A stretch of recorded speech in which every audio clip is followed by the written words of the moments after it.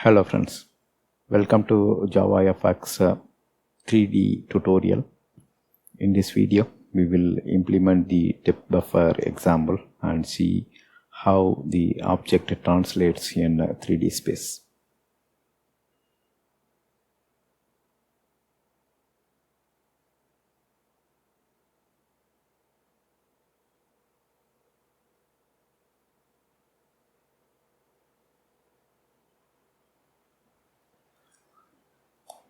So we already made fxml entry for circle 1 and circle 2.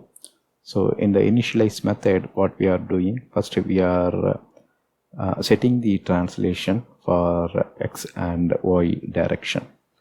We know that our circle is in the origin. So in the last video, when we designed the XML, we saw that the circle was placed in the corner. That means the circle's center was aligned with the top left corner of the container, which is anchor pan.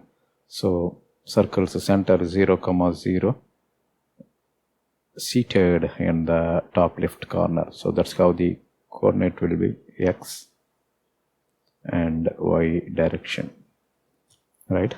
So here what we are doing, c1 dot set translate x 120. That means in x direction we are moving the center to, say for example, 120 pixel. Then we are doing set translate y 120 and we are moving the circle in y direction as well. So what happens in x direction, let's state 120, and in y direction 120, the circle will be centered here and it will be drawn. So for convenient purpose, I am resizing the circle. So the circle will be shifted. So this is what called translate in x direction, then translate in y direction. So the new location will be here. That means the circle moved from this top left corner to this location. So this is one circle.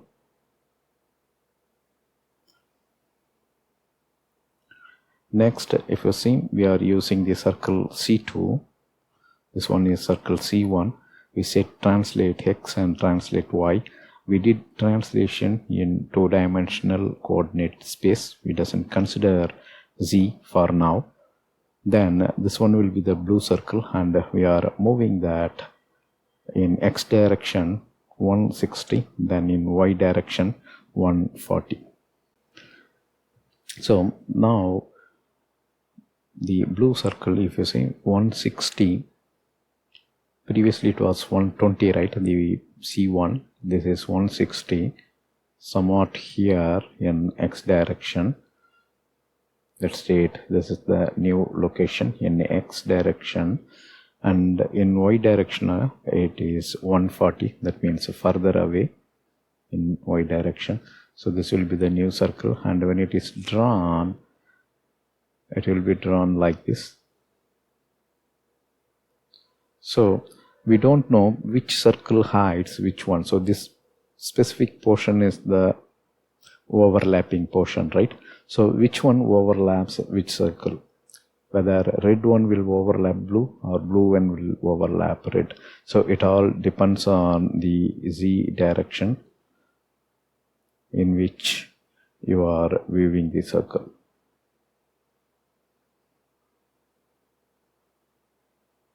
This is over I, right? So in this direction you are viewing it. So which one stays on top? That will tell which one is hiding which circle. Now, if you see c1 dot set translate z. So here translate x, translate y. Here we are doing the translate z. So this will set the z order. Let's state that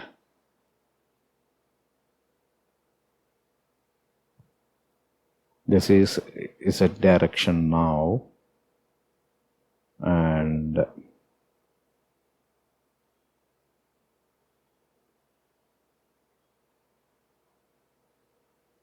This one is X.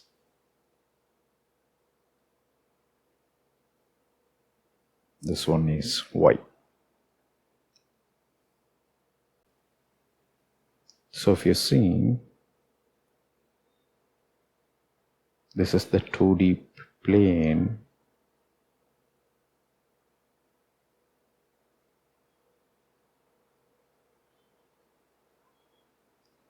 In this 2D plane only, we drawn two circles. Let's state that this one is the top corner of our anchor pan. From here in X direction, we translated 120, and in Y direction, we translated 120, and we drawn our first circle. Then we drawn our second circle. In X direction. We moved 160. Then in Y direction, we moved further away and drawn second circle. So in the planar region, we drawn like this. Right now, what we are doing, we want to shift this circle in the Z direction. Right, if you see the first circle, we shifted to 125 in Z direction, and the second one we set a translation of 120, somewhat below this one. This will be the second circle. So now, since it's already overlapping, what happens in Z direction, when you are seeing it, one circle will overlap other circle, and this is your viewing direction, Z direction, right? So first we will keep it like this, then we will set C2 beyond this one, and we will see how it works. So here we are applying the translation in a Z direction, and this will be in a 3-dimensional space once you set the translation in the depth buffer side. Alright, now we will go ahead and experiment this code change, and we will learn how the Z buffer works. Now we will go to our entry point.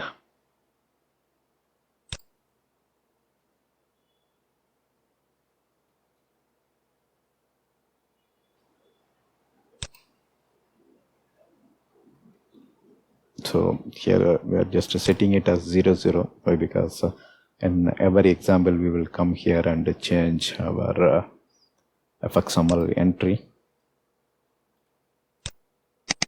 So this is the fxml we are loading. Parent node.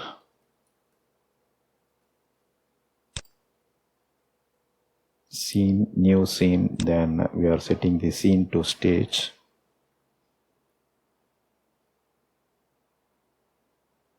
We will set a stage title as well here.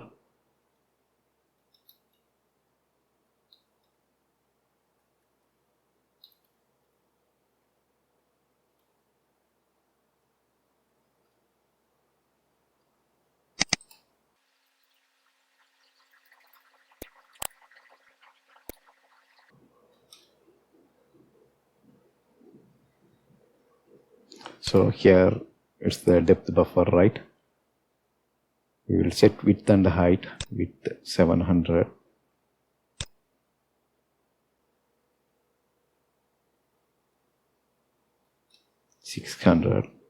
And the third one is the depth buffer, so we will set it as true. So that's all required for this example.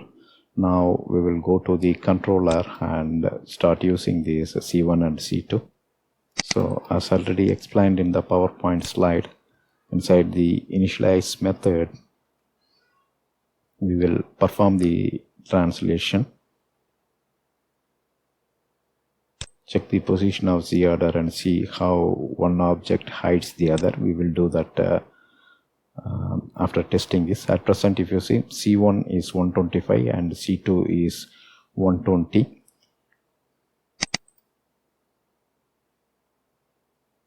And C1 is the blue and C2 is the red circle.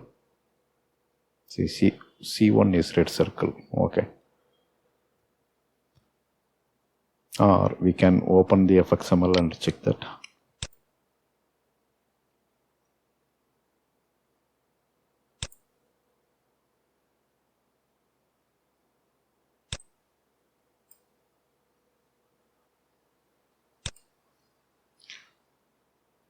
C1 is blue and C2 is red circle. Don't save.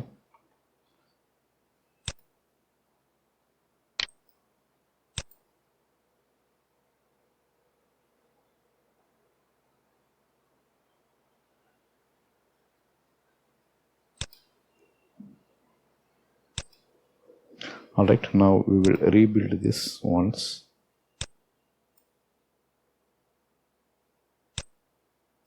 And run it.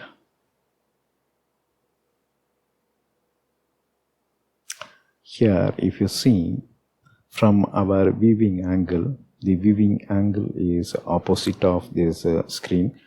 One is X direction, one is Y direction, and you are in front of your monitor, right? You are in Z direction and viewing the plane XY. So the distance between your eye and your computer monitor is what the Z direction, and in that Z direction one circle is placed the above one, and if you see red circle is on top of blue one, right? Now we will increase the height. Now it is going beyond C1. Now this is 140. If you see,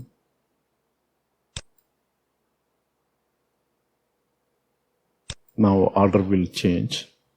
If you see, blue circle is on top of red circle, and you are seeing blue circle first, then it is the red circle is behind the blue circle.